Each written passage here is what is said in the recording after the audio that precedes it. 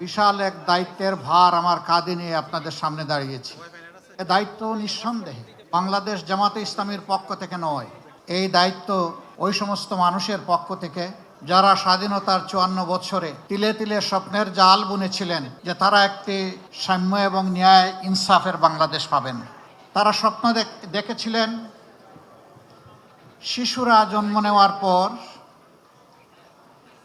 তাদের পুষ্টি, পরিচর্যা এবং শিক্ষা তারা দুনিয়ার 10টা উন্নত দেশের মতোই পাবে। তাদের স্বপ্ন ছিল এমন একটি দেশ যেখানে একজন মাঝি সে যখন নৌকা নিয়ে নদীতে নামবে তখন সেখানে সে তার স্বপ্ন বাস্তবায়নের উপাদান খুঁজে পাবে।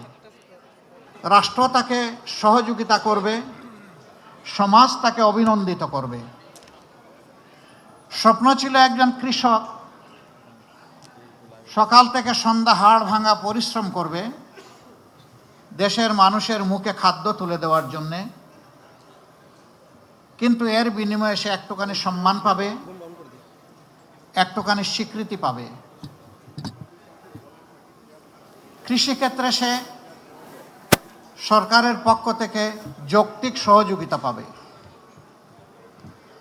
একজন শ্রমিক যখন কলকারখানা, মিল, ফ্যাক্টরি, ইন্ডাস্ট্রিতে যাবে অথবা নিজের গায়ের সমস্ত শক্তি ব্যয় করে যানবাহন চালাবে কিংবা টানবে, সে সময়েও সমাজের কাছ থেকে তার শ্রমের সে স্বীকৃতি পাবে এবং সে একটুখানি সম্মান পাবে। সে তার ঘর থেকে বের হওয়ার পর আবার ঘরে ফিরে আসবে নিরাপত্তার সাথে।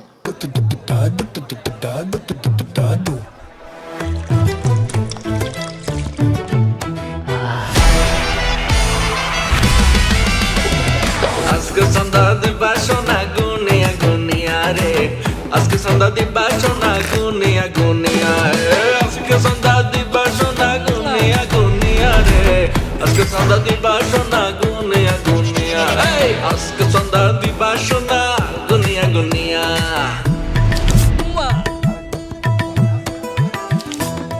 ভাই সেই লাগতেছে। আমি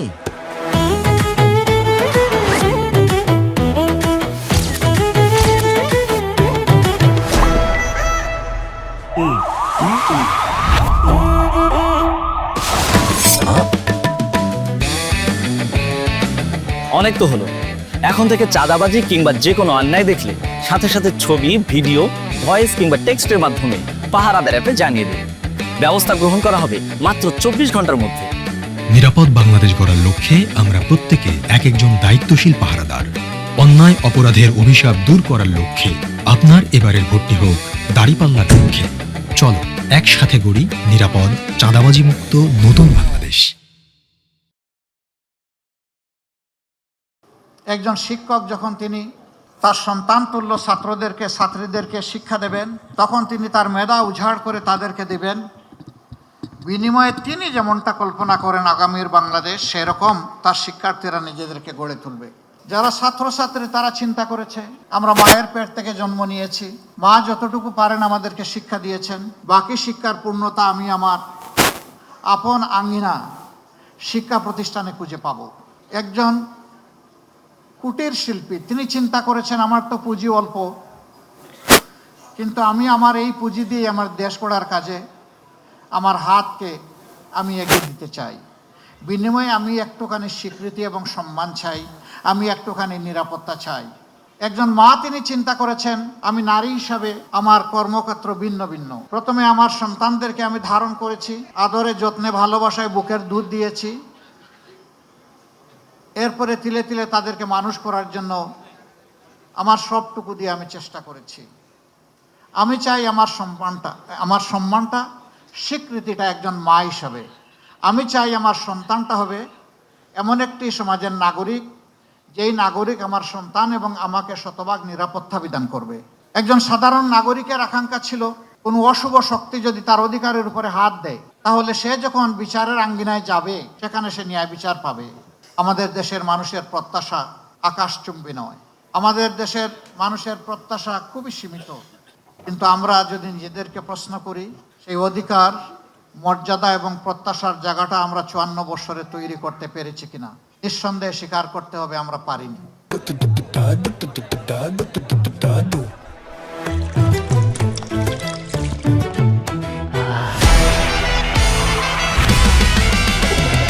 আজকে সন্ধ্যা দিবা সোনা গুনিয়া গুনিয়া রে, আজকে সন্ধ্যা দিবা সোনা গুনিয়া গুনিয়া রে, আজকে সন্ধ্যা দিবা সোনা গুনিয়া গুনিয়া রে, আজকে সন্ধ্যা দিবা সোনা গুনিয়া গুনিয়া, এই আজকে সন্ধ্যা দিবা সোনা গুনিয়া গুনিয়া। উম্মা। ভাই সেই লাগতেছে। আমি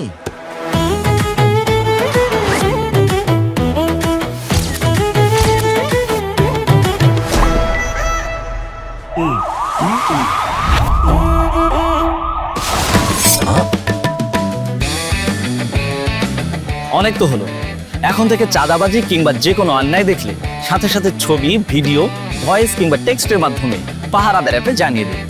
ব্যবস্থা গ্রহণ করা হবে মাত্র 24 ঘন্টার মধ্যে। নিরাপদ বাংলাদেশ গড়ার লক্ষ্যে আমরা প্রত্যেকে এক একজন দায়িত্বশীল পাহারাদার। অন্যায় অপরাধের অভিশাপ দূর করার লক্ষ্যে আপনার এবারের ভোটটি হোক দাড়িপাল্লার লক্ষ্যে। চলো একসাথে গড়ি নিরাপদ, চাঁদাবাজি মুক্ত নতুন বাংলাদেশ। আজকে ঘরে বাইরে কোথাও শান্তি নেই, সম্মান নেই, নিরাপত্তা নেই। আজকে চতুর্দিকে আমাদের শিক্ষিত যুবক যুবতীদের বেকারত্বের যন্ত্রণায় হাহাকার। কেন? এ দেশটা তো এমন হওয়ার কথা ছিল না। আসলেই কি আমাদের রিসোর্স বা সম্পদের অভাব, নাকি অন্য কিছু? সম্পদের অভাব আমি স্বীকার করি না। অভাব যদি সম্পদের হতো তাহলে 15.5 বছরে আমাদের দেশ থেকে 28.5 লক্ষ কোটি টাকা বিদেশে পাচার হলো কিভাবে? এই পাচারকৃত অর্থই শুধু লুটপাটের অর্থ নয়, এর বাইরে অজানা অনেক অর্থ রয়ে গেছে। আমাদের সংকট, আমাদের সমস্যা, আমাদের অভাব হচ্ছে দায়বদ্ধতা, সততা, চরিত্র এবং দেশপ্রেমের। এই জায়গাটা যদি সঠিক থাকতো তাহলে অবশ্যই আমি কে এটা চিন্তা করার আগে আমি ভাবতাম আমার দেশটা কোথায়। আমরা রাজনীতিতে